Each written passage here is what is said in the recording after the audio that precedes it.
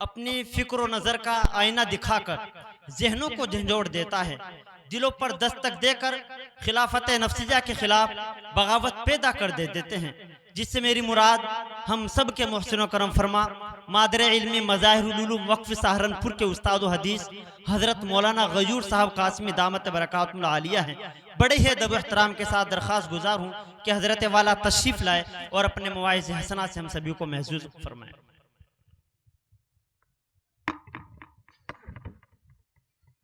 रहीम अल्हम्दुलिल्लाहि रब्बिल आलमीन वस्सलातु वस्सलामु अला सय्यिदिल अंबिया वल मुरसलीन व अला आलिहि व अस्हाबिहि अजमाइन अम्मा बाद। अऊज़ु बिल्लाहि मिनश शैतानिर रजीम बिस्मिल्लाहिर रहमानिर रहीम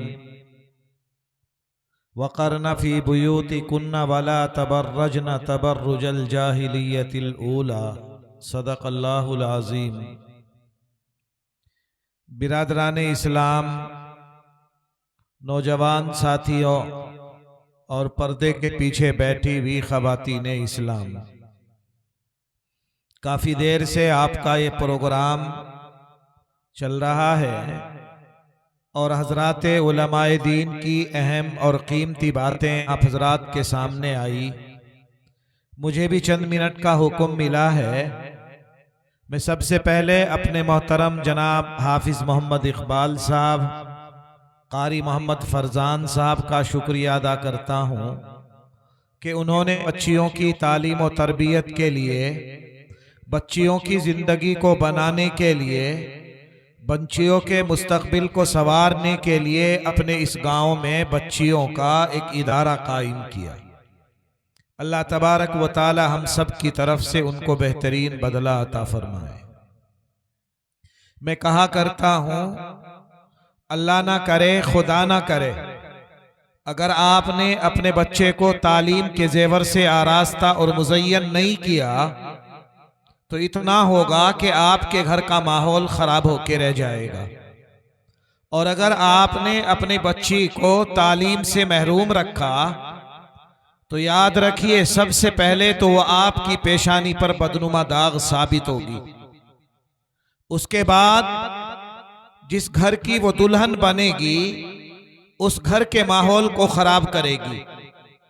फिर उसके बाद उसकी गोद में जो बच्चे पढ़ेंगे, पलेंगे और जवान होंगे, उनकी जिंदगी बेकार से बेकार तर होती चली जाएगी और ये सिलसिला रुकेगा नहीं, लंबा दराज से दराज होता चला जाएगा। और अगर माएं अच्छी होंगी तो उनकी गोद में पलने वाले बच्चे अच्छे होंगे। माएं नेक होंगी, उनकी गोद में पलने वाले बच्चे नेक होंगे। और माएं अच्छी होंगी तो वो अपने बच्चों की अच्छे अंदाज पर तालीम और तरबियत का नज्म और इंतजाम करेंगी। आप तजर्बा कर लें, जिन घरों में औरतें दीनदार होती हैं, जिन घरों में औरतें नमाज पढ़ने वाली होती हैं, जब वो मुसल्ला बिछाएंगी, जानमाज बिछाएंगी, खुदा की कसम उनकी गोद में पलने वाले नन्हे नन्हे से बच्चे मुसल्ले पे आके खड़े हो जाते हैं। माँ रुकू में जाती है, बच्चे रुकू में चले जाते हैं। माँ सजदे में जाती है, बच्चे सजदे में चले जाते हैं। माँ अल्लाह के सामने हाथ उठा के दुआएं मांगती है तो उसकी गोद में पलने वाले बच्चे अल्लाह के सामने हाथ उठा के दुआएं मांगते हैं। फिर अल्लाह की रहमत, जब एक नन्हे और मासूम की जबान से अल्लाह अल्लाह की सदाएं बुलंद होती हैं, यकीन जाने अल्लाह की रहमत बारिश की तरह से उस घर के ऊपर बरसती है। माएं अच्छी थी तो अच्छे अंदाज से अपने बच्चों की तालीम और तरबियत किया करती थी। आज तो अजीबो गरीब कैफियत है। एक बात बताऊं, माँ की जबान से निकलने वाला जुमला जो औलाद के हक में निकलता है, अच्छा हो तब भी बारगाह खुदाबंदी में कबूल किया जाता है और बुरा हो तब भी कबूल कर लिया जाता है। मैंने अखबारों में पढ़ा था, आपने भी शायद सुना होगा, पढ़ा होगा इस वक्त जो काबतुल्लाह के सबसे बड़े इमाम हैं शेख अब्दुर्रहमान अस्सुदैस, उनका किस्सा मैंने पढ़ा था। क्या पढ़ा? इब्तदाई जमाने में जब बच्चे थे, बड़े शरीर थे, तमाम शरारतें उनकी जिंदगी के अंदर मौजूद थी। एक दिन मां चूल्हे के ऊपर सालन बना रही थी। ये अब्दुर्रहमान बाहर से खेलते हुए आए, इनकी जेब में कंकरियां थी, चूंकि कंकरी का इलाका है। मां किसी काम से दरवाजा बंद करके घर के अंदर दाखिल हो गई। अब्दुर्रहमान ने सहन में देखा कि देगची में सालन बन रहा है, जेब से कंकरियां निकाली और उस सालन में डाल के एक तरफ हो गए। ईमानदारी से बताओ, आपकी अम्मी होती, मेरी अम्मी होती, या हम में से किसी की मालदा होती, चिमटा उसके हाथ में होता, डंडी उसके हाथ में होती, बच्चा आगे आगे होता और मां पीछे पीछे होती और उसको संवारने की कोशिश करती। लेकिन ये अल्लाह की बंदी, कुरान उसकी जिंदगी में था, अल्लाह के नबी का फरमान उसकी जिंदगी में था। उसने डंडा नहीं उठाया, उसने चप्पल नहीं उठाया, उसने अपनी बाबरकत जबान से अपने बच्चे के लिए कुफरिया और या गंदे अल्फाज इस्तेमाल नहीं कहे, तेरा बेड़ा गर्क हो जा, तेरा नाश हो जा, तो जिंदगी में कभी सुकून ना पाए, इस तरह के अल्फाज अपनी जबान से अदा नहीं किए। बल्कि क्या करती है, अल्लाह के सामने मुसल्ले पे बैठ जाती है, दोनों हाथ आसमान की तरफ को उठाती है, अर्ज करती है, ए जमीन के बनाने वाले, ए आसमान को वजूद देने वाले, ए सारे दुनिया के दिलों के मालिक, तू मेरे अब्दुर्रहमान के दिल को अपनी तरफ माइल कर दे। मेरा अब्दुर्रहमान बड़ा शरारती है, बड़ा दंगा करता है, परवरदिगार आलम में आपसे दरखास्त करती हूं तो इसे इतना नेक बना दे, इतना नेक बना दे, इतना नेक बना दे कि ये तेरे घर काबतुल्लाह का इमाम बन जाए। कबूलियत की घड़ी थी, मां की जबान से ये अल्फाज निकले। किताबों में लिखा है, मैंने बुजुर्गों से सुना है, अल्लाह तबारक व ताला ने काबतुल्लाह का इमाम ही नहीं बनाया बल्कि इमामों का सदर बना दिया। ये मां की दुआ का नतीजा। आज तो कैफियत ये होती, तजर्बा कर लें, अंदाजा लगा लें, एक मां के दो बच्चे होते हैं, एक बच्चा सुकून से जिंदगी गुजार रहा है, माल और दौलत का कुछ पता नहीं कितना है, और दूसरे बच्चे के बच्चे जो हैं वो रोटी को तरसते हैं, भुखमरी का शिकार हैं, जिस काम पे हाथ डालता है वही उल्टा हो जाता है। गौर व फिक्र नहीं किया। वो मां की जबान से निकलने वाले अल्फाज जो अपने बच्चों को कोसती रही, अपने बच्चों को गालियां देती रही, अपने बच्चों को कहती रही तेरा मुस्तकबिल खराब हो। अब परेशान है, माँ भी परेशान है, बाप भी परेशान है, पता नहीं ये तुम्हारी दुआ और बद्दुआओं का नतीजा है। इसलिए मेरी माँ और बहनों, एहसान मानो अपने मोहतरम हाफिज मोहम्मद इकबाल साहब का, इनके फर्जंदों का, कि उन्होंने बच्चियों की तालीम और तरबियत के लिए एक बेहतरीन इदारा कायम किया। इसमें बच्चियों की जिंदगी में कुरान आएगा, बच्चियों की जिंदगी में अल्लाह के नबी का फरमान आएगा, और फिर हमारी बच्चियां ईमानदारी से बताओ, जब कुरान पढ़ेंगी उनके सीनों में कुरान होगा, उनकी जबानों पे कुरान होगा, उनके दिल और दिमाग में कुरान करीम होगा। यूं लिखा है बुजुर्गों ने कि जिसके सीने में कुरान हो उसकी तरफ इस तरह से पैर करके भी सोना नहीं चाहिए। समझ रहे हो कितने काबिल अजमत हूं। और ईमानदारी से बताओ, वो बच्चा जो उस माँ की गोद में बच्चा दूध पी रहा है और माँ कुरान मुकद्दस की तिलावत कर रही है, तो कितना असर उस बच्चे की जिंदगी के ऊपर जाएगा। इसलिए मेरी माओ, मेरी बहनों, वक्त बहुत तंग है। मैं बहुत कुछ कहना चाहता था लेकिन वक्त की तंगदामनी मुझे इजाजत नहीं देती। आपसे यही गुजारिश करूंगा, आपसे यही दरखास्त करूंगा। एक जहन पे एक वाक़ई आ गया कि जब औरतें पढ़ी लिखी हों तो वो अपने बच्चों की किस अंदाज से तरबियत करती हैं। जानते हो बख्तियार काकी रहमतुल्लाह अलैह बहुत बड़े बुजुर्ग गुजरे हैं। वो बच्चे थे, माँ ने मकतब और मदरसे में भेजा। जब मकतब और मदरसे से वापस आए कहा अम्मी खाना चाहिए।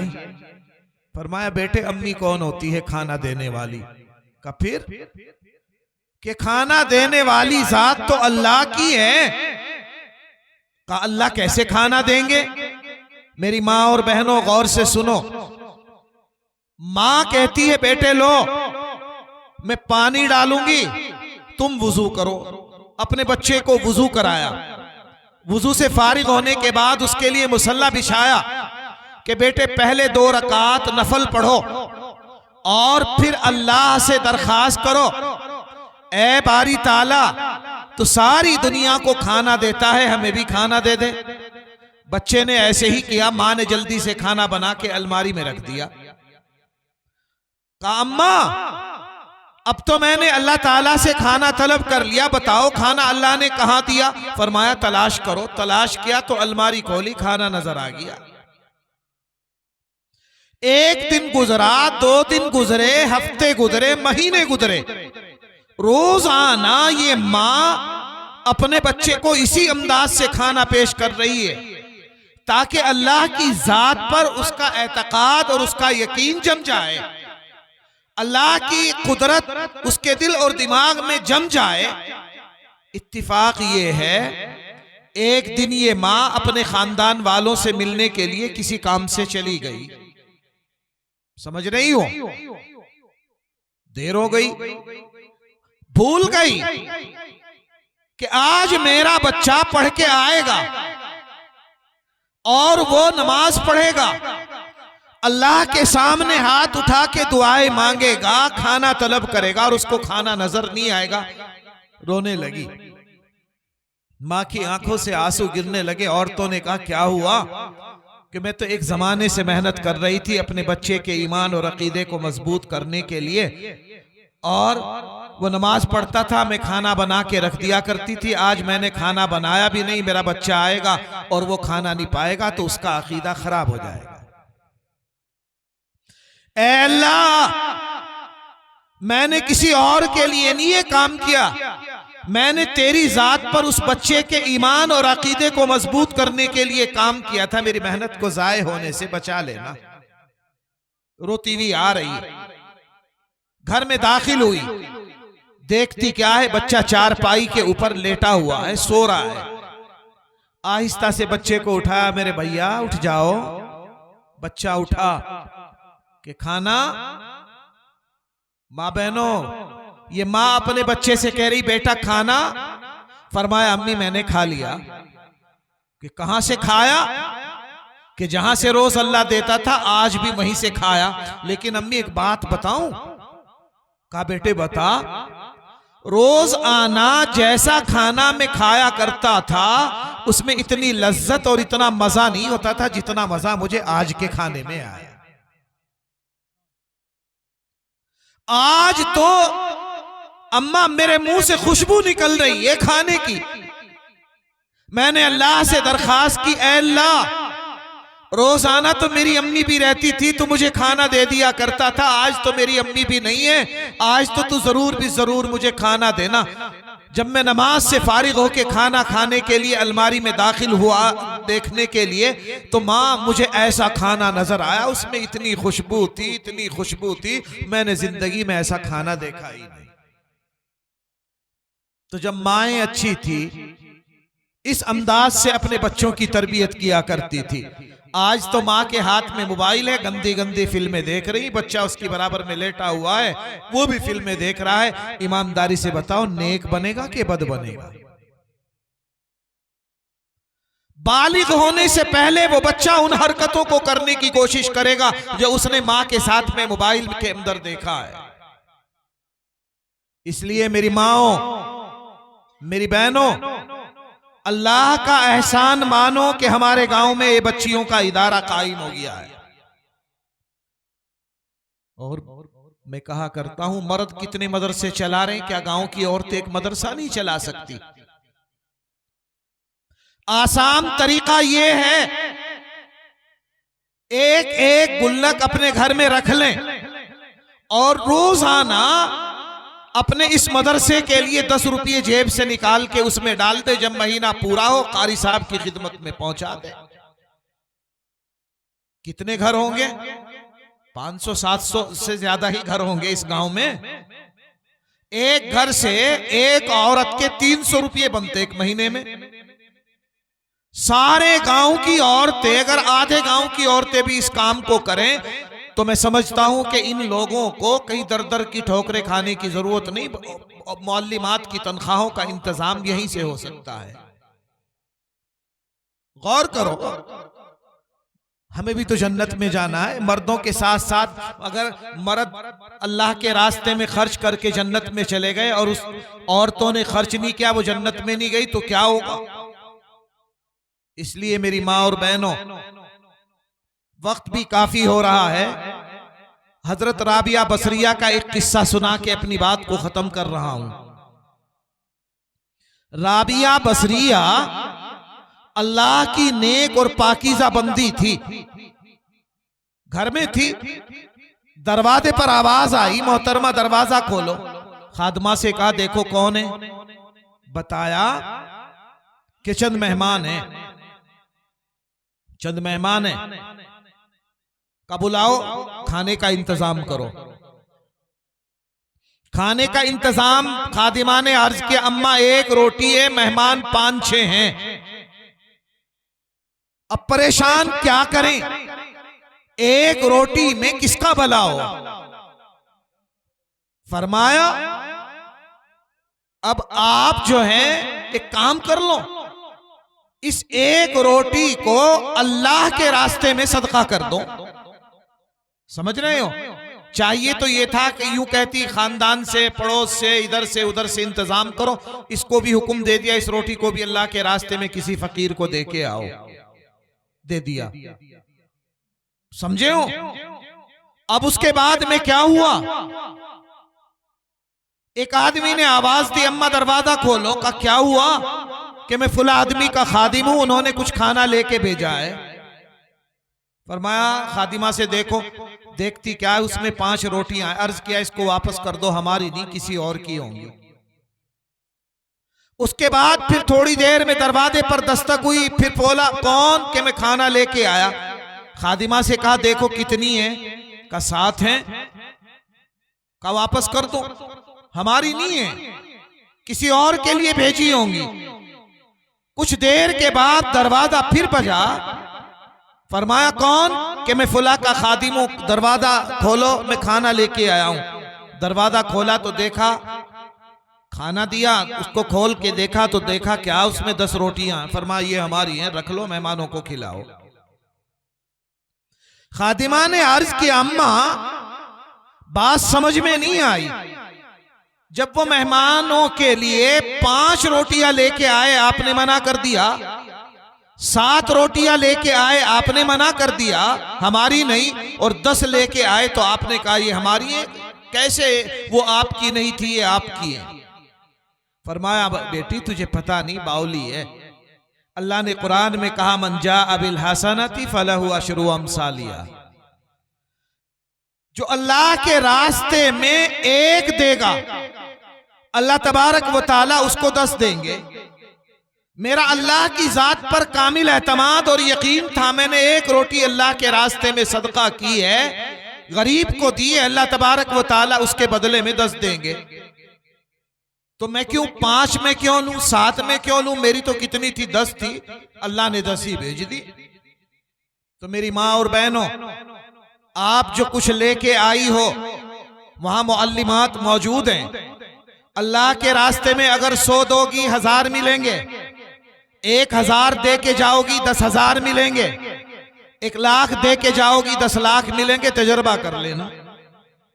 जिस ईमान और अकीदे की मजबूती के साथ हम अल्लाह के रास्ते में खर्च करेंगे, अल्लाह तबारक व ताला हमें इतना ही नवाजेगा। और ये तो कुरान के लिए खर्च कर रहे हैं। ये तो अल्लाह के नबी के फरमान के लिए खर्च कर रहे हैं। मर्दों से भी गुजारिश है, औरतों से भी गुजारिश है कि अपने इस मदरसे के लिए ज्यादा से ज्यादा अल्लाह ने जो हिम्मत दी है, जो तौफीक दी है, अल्लाह ने जो माल दिया है, दौलत दी है, कुरान के लिए, अपनी आखिरत को बनाने के लिए जरूर भी जरूर कुछ ना कुछ दे के जाएं। हमारे भाई प्रधान मोहम्मद आरिफ साहब, उन्होंने 5,000 रुपये से अपने इस मदरसे का ताउन किया। अल्लाह बेहद कबूल फरमाए, कारोबार में बरकतें अता फरमाए, आने वाली मुश्किलात और परेशानियों से उनकी हिफाजत फरमाए। अल्लाह उनके कारोबार में खूब खूब बरकतें अता फरमाए। क्या नाम है? कितने? हमारे भाई मोहम्मद मुरसलीन साहब, इन्होंने अल्हम्दुलिल्लाह 5,000 रुपये, अल्लाह बेहद कबूल फरमाए।